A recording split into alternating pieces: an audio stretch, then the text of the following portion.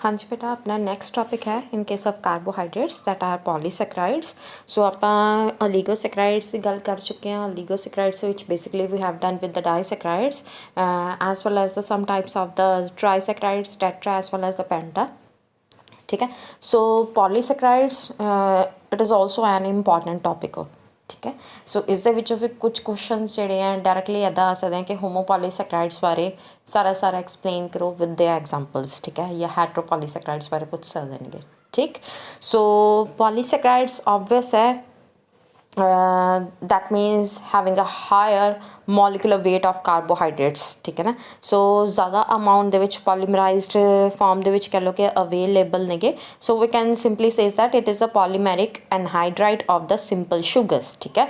or we can simply say that they are the glycans भी ਇਹਨੂੰ ਆਪਾਂ ਕਹਿ ਸਕਦੇ ਹਾਂ ਜਾਂ कह लो कि polymeric anhydrides of the simple sugars भी इन्हों आप कह सकते हैं।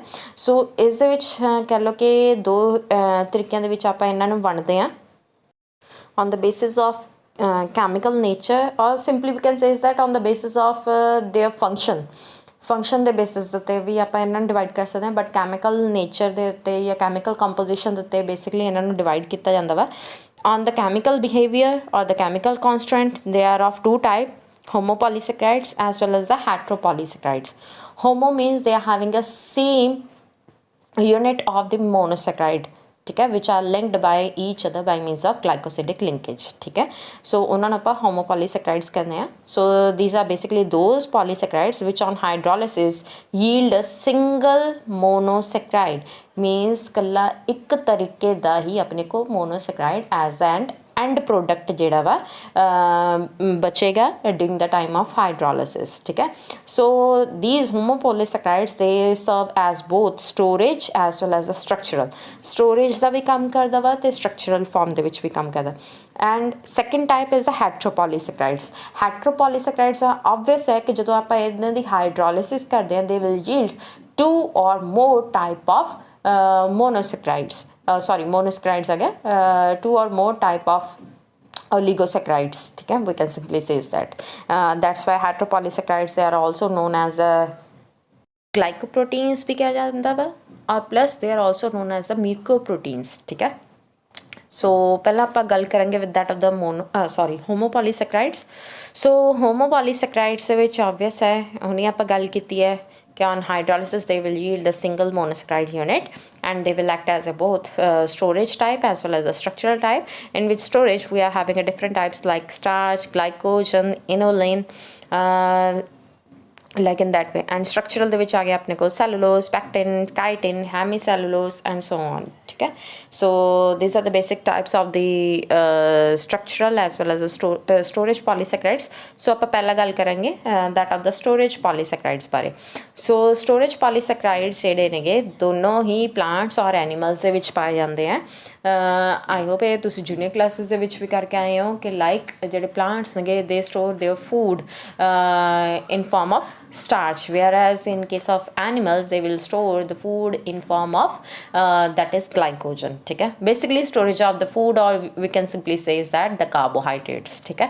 so carbohydrates know as a storage form in case of plants that are the starch, in case of animals that are the glycogen। ठीक है। As well as inulin also. ठीक है ना। वो बारे आप बाद गल करते हैं। स्टार्च और जो ग्लाइकोजन जो कह लो कि दोनों का स्ट्रक्चर जोड़ा वा इक्को जिक्का जिहा वा, थोड़ा बहुत ही फर्क है। फस्ट जो डिफरेंस आता that is according to their occurrence जी है वो पहला डिफरेंस आई जाता। ऑब्वियस है कि जो स्टार्च है that is found in case of plants, whereas glycogen that is occurring in case of animals. And plus दूसरी जी चीज़ आती है दोनों के डिफरेंस की आता वा कि जो ग्लाइकोजन है it is highly branched as comparatively that of the starch. ठीक है। और थोड़ा स्ट्रक्चर तो पता लग ही जाना वा। So plants they will store the glucose as amylose and amylopectin, which are act as glucose polymers collectively that are called to be as starch। ठीक है। so glucose storage in polymeric form minimizes the osmotic effects। ठीक है। so polymeric form ਦੇ ਵਿੱਚ exist होने करके की है it will minimize the osmotic effect। ठीक है। amylose is basically a glucose polymer with alpha 1,4 linkage and ਜਿਹੜਾ ਇਹਦਾ end ਹੈ polysaccharide the is basic amylose unit the with an anomeric C1 not involved in glycosidic bond and is called to be as the reducing end. So obvious है कि ਇਹਦੇ ਵਿੱਚ ਜਿਹੜਾ end ਵਾਲਾ ਇਹਦਾ portion ਹੋਏਗਾ anomeric C1 ਜਿਹੜਾ ਵਾ that are not involved in case of glycosidic bond, so that's why they are basically act as reducing sugars also. ठीक है, ਉਹ ਪਤਾ ਲੱਗ ਜਾਏਗਾ ਤੁਹਾਨੂੰ obviously ਇੱਥੋਂ structure ਤੋਂ, like here we are having a amylose structure and here we are having a amylopectin. दोनों का वैसे स्ट्रक्चर इको जिहा है माइलोस और अमाइलोपैक्टिन का, that means they are having a alpha 1,4 linkage. दोनों के विच ही अमाइलोज है चाहे अमाइलोपैक्टिन है, both are having alpha 1,4 linkage that will lead to the formation of linear form of starch. ठीक है, सो लीनियर आ जी लीनियर फॉर्म इतने आपां नूं एग्जिस्ट करती नज़र आ रही है, this one, this lower one and this upper one. This is the linear form which are linked by means of alpha 1,4 linkage in case of amylose as well as amylopectin. That means कि ਇਹਦੇ ਵਿੱਚ ਜਿਹੜੀ ਹਰ ਇੱਕ glucose sugar होगी they are all alpha anomeric in form. That means having H on the upper side and OH on the lower side.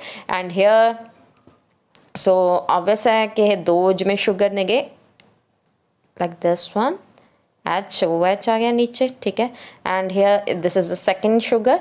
So second sugar का जो fourth carbon है obvious it is also involve in the bond formation. Here we are also having OH. So इस की होएगा H2O जोड़ा वा remove हो जाएगा माइनस H2O. ठीक है, सो that will form a glycosidic linkage between them. ठीक है, सो that will forming the alpha 1,4 linkage. ठीक है, आई होप ये तो थोड़ा पता लग ही गया होना बॉन्ड फॉर्मेशन की हुण तक गल. सो अगर तुम यही वाले अमाइलो स्ट्रक्चर का एंड वाला शुगर देखोगे, this one here at the first carbon जोड़ा यदा पहला carbon, this one sorry this one. So ये की है obvious there is no bond formation has to be taken on. That means they are free aldehyde group obvious है is the present होएगा, so that will lead to the reducing sugar. ठीक है ना. And in case of amylopectin दे विच की है कि ये दो तरीके की लिंकेज जी एग्जिस्ट करती है. One is alpha 1,4 and another one is the alpha 1,6. दो तरीके की ये लिंकेज आती है अमाइलोपैक्टिन दे विच. One is alpha 1,4 and another one is alpha 1,6. Clear. जी अल्फा 1,4 है सेम आ जी थोड़े को लीनियर फॉर्म इतने एग्जिस्ट कर रही है. हेयर दिस 1,4 जी इतने है. Here this is the alpha 1,4 linkage जो लीनियर पैटर्न की फॉर्मेशन कर रही है. And those which are forming this kind of branch formation, आ ब्रांच जी फॉर्मेशन थोड़ी नज़र आ रही है that is occurring between the first carbon, this one, and the 6th carbon of the glucose that will forming the alpha 1,6 linkage between them. So that will lead to the branching of the amylopectin. ठीक है, so amylose and amylopectin इस तरीके ना arranged होंगे ने. amylose that is only having alpha 1,4 linkage.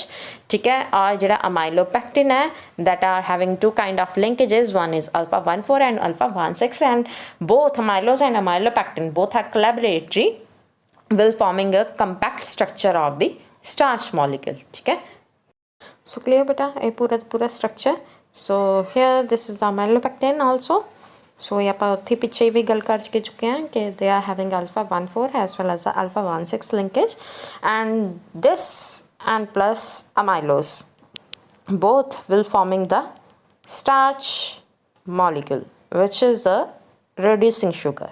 ठीक है, why it is called as a reducing sugar? Because the end side of the glucose that is having a free aldehyde group, and when they get to be tested with the Fallings reagent, so that will act that will gives the red PPT due to the reduction of the copper hydroxide to forming the cuprous oxide. ठीक है, so that's why it will be called as a reducing sugar. ठीक है और इसकी ये properties की नहीं starch दियाँ ऑब्वियस तुसीं देखिया भी है स्टार्च जो वा वाइट कलर होंदा वा वाइट अमॉर्फस पाउडर होंदा है. ठीक है, और ये स्वीटनेस जी थोड़ी घट होंदी है and they are somewhat insoluble in case of water. ज़्यादा जल्दी तो घुलता नहीं है as it is whitish colour का ही रहा वा. ठीक है, और ये जी स्पैसिफिक रोटेशन है that is of 196 degree 196 degree तक दी होंगी है plus 196 that means it is a dextrorotatory type of sugar. ठीक है, और ये एक होर प्रॉपर्टी है कि जो ਆਪਾਂ ਇਹਨੂੰ ਪਾਰਸ਼ਲ ਹਾਈਡਰੋਲਿਸਿਸ ਕਰਦੇ ਹਾਂ ਬਾय मीनस of boiling.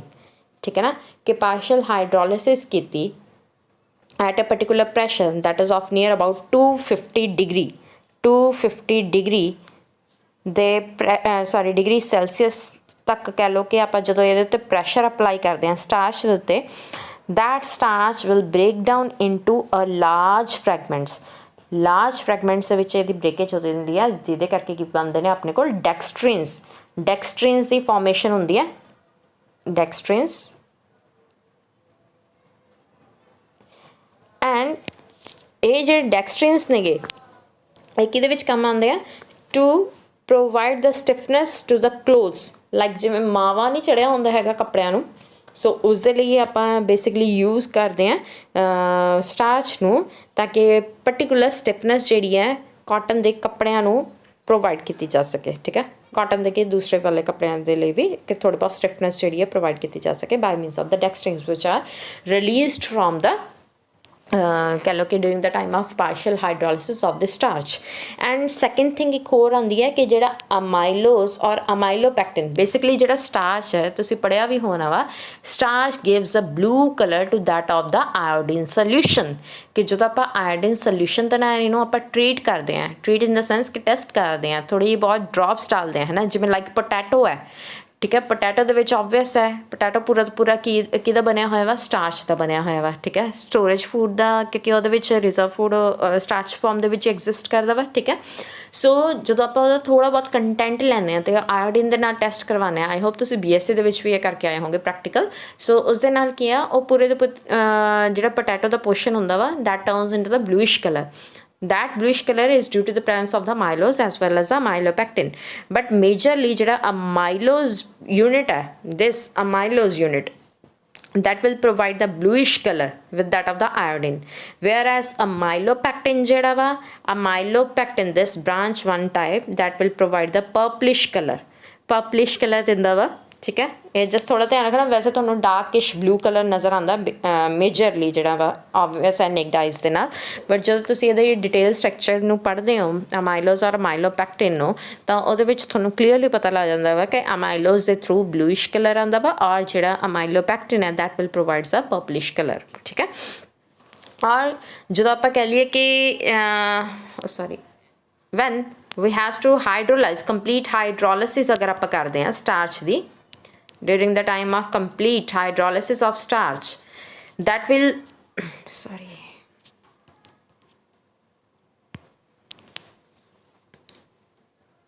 that will release a single unit of monosaccharide, that is only glucose।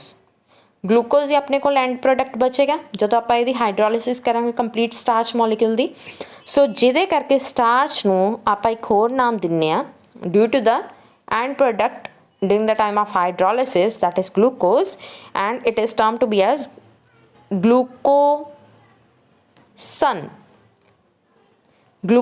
किया जाता वा उन्होंने। ठीक है, ग्लूकोसन इसलिए because on hydrolysis it will yield only glucose molecules. ठीक है, so that's why it is term to be as a glucosan इनू आप कहने। ठीक है, सो और कह लो कि जो स्टार्च है जो इसकी हाइड्रोलिसिस होंगी है, number of enzymes are worked upon it for their breakage. ठीक है, लाइक इन केस ऑफ जो एनिमल्स है ऑबवियस है एनिमल्स भी तो फूड वगैरह लेंदे ही नहीं प्लांट्स तो। ठीक है, सो ऑबवियस है कि that amylose has to be degraded, कि जो अमाइलोज कंटेंट है इसकी ब्रेकेज हो सके by means of the digestive tract of the animals. ठीक है, सो जोड़े एनिमल्स ने एनिमल्स के विच एक एंजाइम प्रोड्यूस होंदा that is known as alpha amylase दी हेल्प दे नाल की है that will lead to the digestion of the amylose chain. ठीक है, अमाइलोज चेन दी डाइजेशन करदा वा which will lead to the breakage of the alpha 1,4 linkage in between the amylose unit. ठीक है, so with the help of alpha amylase in case of animals, whereas in case of plants that are having beta amylase।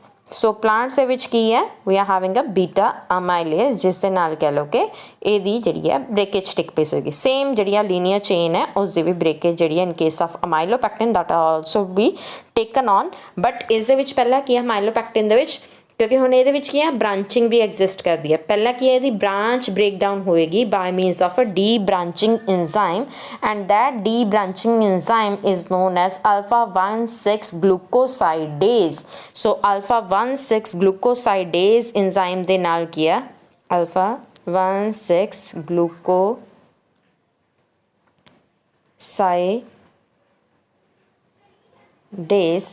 So glucosidase के through कह लो कि आ जी alpha 1,6 linkage है इसकी breakage होएगी।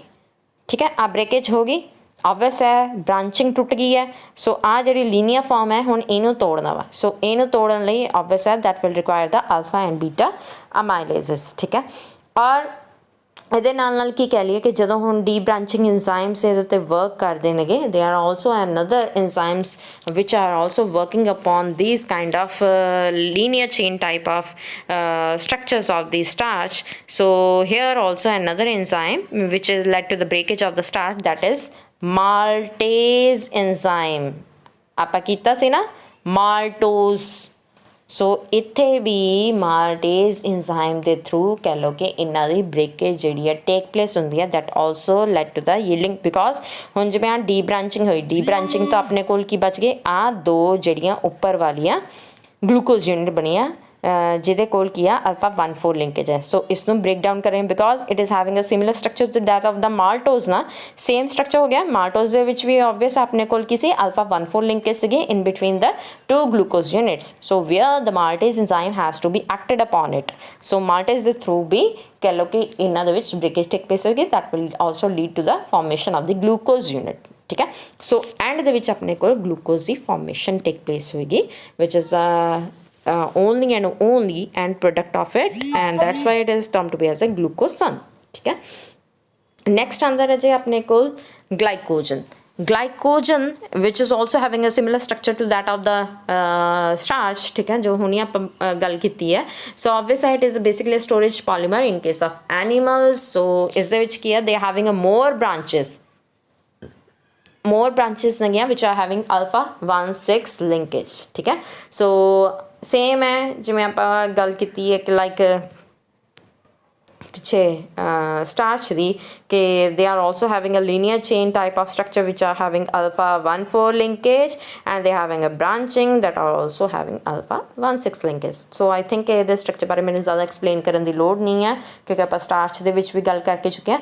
Just ਇਹਦਾ ਇਹ ध्यान रखना कि जो आप हाइड्रोलिसिस करते हैं ਜਦੋਂ बेसिकली इनकंप्लीट हाइड्रोलिसिस एक एंजाइम ਦੇ ਨਾਲ ਇਹਦੀ ਹੁੰਦੀ ਹੈ। इनकंप्लीट इन द सेंस कि ਇਹਦੇ ਵਿੱਚ ਕੁਝ ਜਿਹੜੇ ਪ੍ਰੋਡਕਟਸ ਨੇਗੇ ਉਹ ਥੋੜੇ डाइसैकेराइड ਜਾਂ ओलिगोसैकेराइड्स ਦੀ ਫਾਰਮੇਸ਼ਨ ਕਰਦੇ ਹਨ। That's why it is called to be as a incomplete type of hydrolysis. ठीक है, so complete type of hydrolysis that are to be taken up by means of the alpha amylase because the alpha amylase has to be occurred in case of animals. So उन्होंने दे through भी कह लो कि आ branching जी है branching आ गई sorry linear chain जी है glucose molecule की वो भी ब्रेक डाउन होंगी है। ठीक है, so here we are having another enzyme that is alpha 1,4 glucan maltohydrolase lase। Clear? So here we are having another enzyme which will lead to the incomplete hydrolysis with the help of alpha 1,4 glucan maltohydrolase enzyme that will yield the maltose units from that of the glycogen, which will further by means of maltase enzyme as well as the amylases enzyme that will lead to the breakage of the maltose into the glucose molecules जो आप पीछे हुनी गल करके आए हैं। ठीक है, so that's why it will also led to the formation of the glucose as an only product during the time of hydrolysis। so that's why this sugar is also called to be as a glucosan in case of animals। ठीक है, so next अंदर है जो अपने को